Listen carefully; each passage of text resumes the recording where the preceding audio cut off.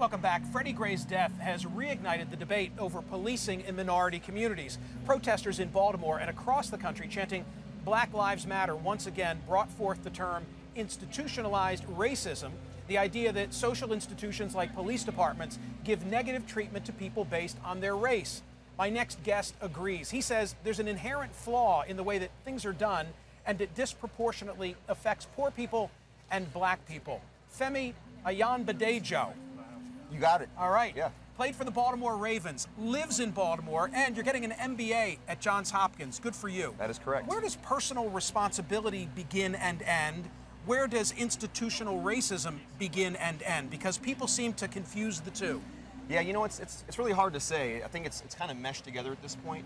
The bottom line is that institutional racism really involves differential access.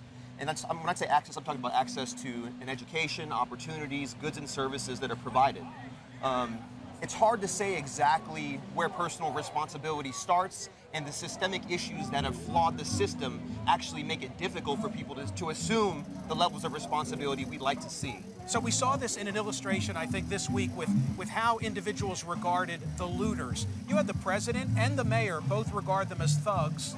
The mayor walked back those words. As far as I know, the president did not. Who was right and who was wrong? Yeah, you know, I think that we've come to this point now where the word thugs and animals has kind of replaced the N-word to some degree.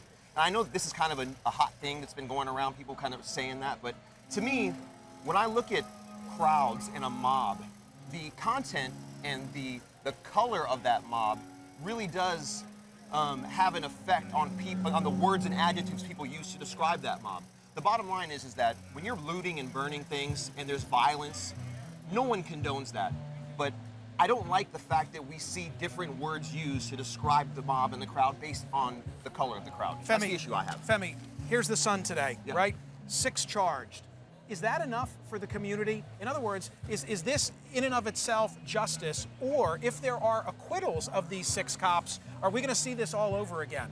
You know, I mean, if we see an acquittal, I think we're going to have a problem. You know, Baltimore is a unique city. You know, the black population here is upwards of 60%. You know, in South Carolina, when you look at what happened with the situation down there, what happened in Cleveland, and I think Trayvon Martin is really the wick on the candle that started all this.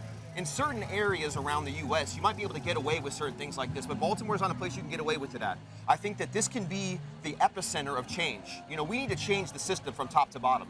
The way that we handle criminality in the U.S., based on just the sheer numbers, the data. And I hate to go this route, but the bottom line is that global warming is not a debate anymore.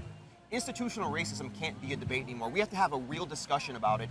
People can't have visceral reactions and get upset when we start talking about black and white.